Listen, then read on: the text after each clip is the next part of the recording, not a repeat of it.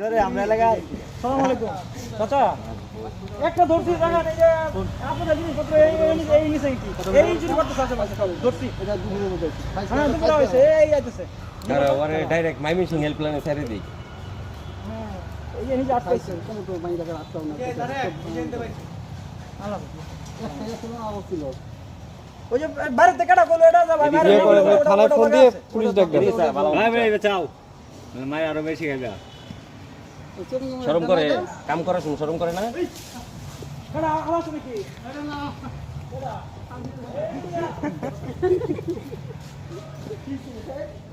সদ্য ধরা খাওয়া চোর হ্যাঁ